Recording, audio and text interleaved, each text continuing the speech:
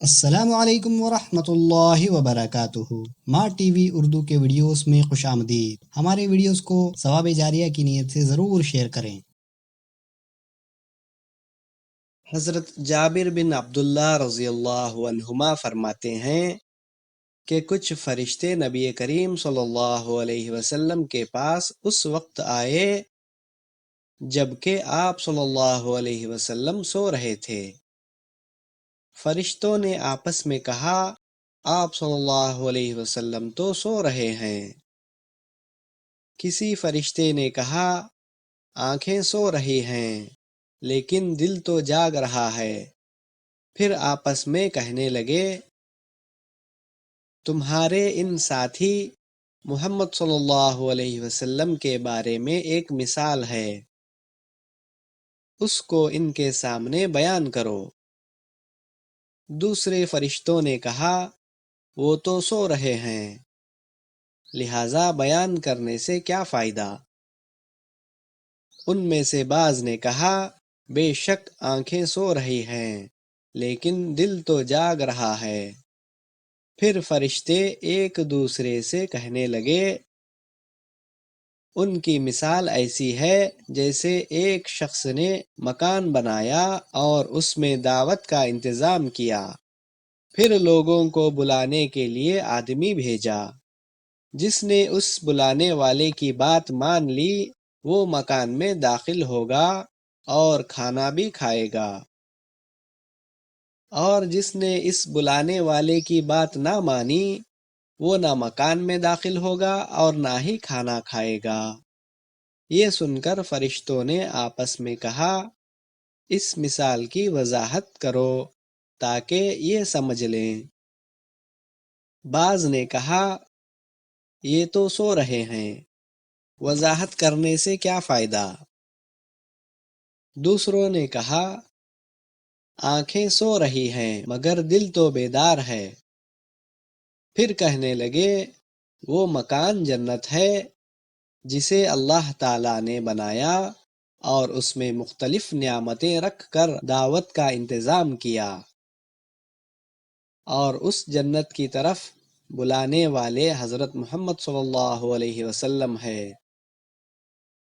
جس نے محمد صلی اللہ علیہ وسلم کی اطاعت کی اس نے اللہ تعالیٰ کی اطاعت کی، لہذا وہ جنت میں داخل ہوگا اور وہاں کی نعمتیں حاصل کرے گا، اور جس نے محمد صلی اللہ علیہ وسلم کی نافرمانی کی اس نے اللہ تعالیٰ کی نافرمانی کی، لہذا وہ جنت کی نعمتوں سے محروم رہے گا۔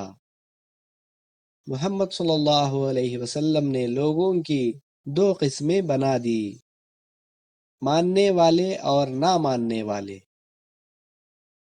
فائدہ: حضرات انبیاء علیہ السلام کی یہ خصوصیت ہے کہ ان کی نیند عام انسانوں کے نیند سے مختلف ہوتی ہے۔ عام انسان نیند کی حالت میں بالکل بے خبر ہوتے ہیں، جبکہ انبیاء علیہ السلام نیند کی حالت میں بھی بالکل بے خبر نہیں ہوتے۔ ان کی نیند کا تعلق صرف آنکھوں سے ہوتا ہے، دل نیند کی حالت میں بھی اللہ تعالیٰ کی ذات عالی سے جڑا رہتا ہے۔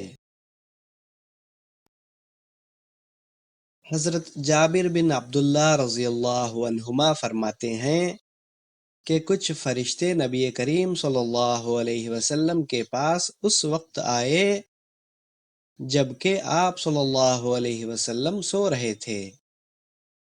فرشتوں نے آپس میں کہا، آپ صلی اللہ علیہ وسلم تو سو رہے ہیں۔ کسی فرشتے نے کہا، آنکھیں سو رہی ہیں لیکن دل تو جاگ رہا ہے۔ پھر آپس میں کہنے لگے، تمہارے ان ساتھی محمد صلی اللہ علیہ وسلم کے بارے میں ایک مثال ہے، اس کو ان کے سامنے بیان کرو۔ دوسرے فرشتوں نے کہا، وہ تو سو رہے ہیں، لہذا بیان کرنے سے کیا فائدہ؟ ان میں سے بعض نے کہا، بے شک آنکھیں سو رہی ہیں لیکن دل تو جاگ رہا ہے۔ پھر فرشتے ایک دوسرے سے کہنے لگے، ان کی مثال ایسی ہے جیسے ایک شخص نے مکان بنایا اور اس میں دعوت کا انتظام کیا، پھر لوگوں کو بلانے کے لیے آدمی بھیجا۔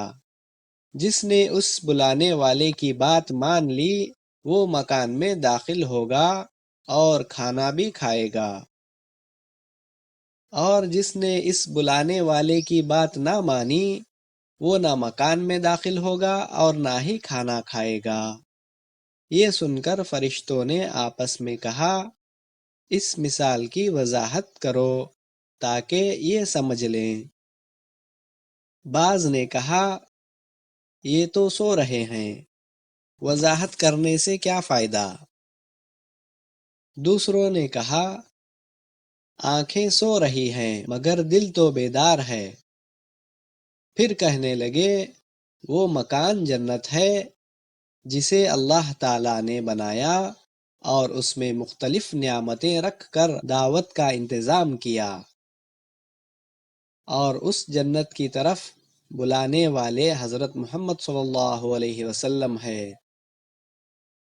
جس نے محمد صلی اللہ علیہ وسلم کی اطاعت کی اس نے اللہ تعالیٰ کی اطاعت کی، لہذا وہ جنت میں داخل ہوگا اور وہاں کی نعمتیں حاصل کرے گا، اور جس نے محمد صلی اللہ علیہ وسلم کی نافرمانی کی اس نے اللہ تعالیٰ کی نافرمانی کی، لہذا وہ جنت کی نعمتوں سے محروم رہے گا۔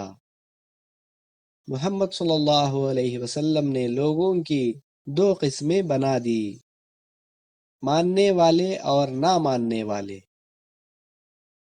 فائدہ: حضرات انبیاء علیہ السلام کی یہ خصوصیت ہے کہ ان کی نیند عام انسانوں کے نیند سے مختلف ہوتی ہے۔ عام انسان نیند کی حالت میں بالکل بے خبر ہوتے ہیں، جبکہ انبیاء علیہ السلام نیند کی حالت میں بھی بالکل بے خبر نہیں ہوتے۔ ان کی نیند کا تعلق صرف آنکھوں سے ہوتا ہے، دل نیند کی حالت میں بھی اللہ تعالیٰ کی ذات عالی سے جڑا رہتا ہے۔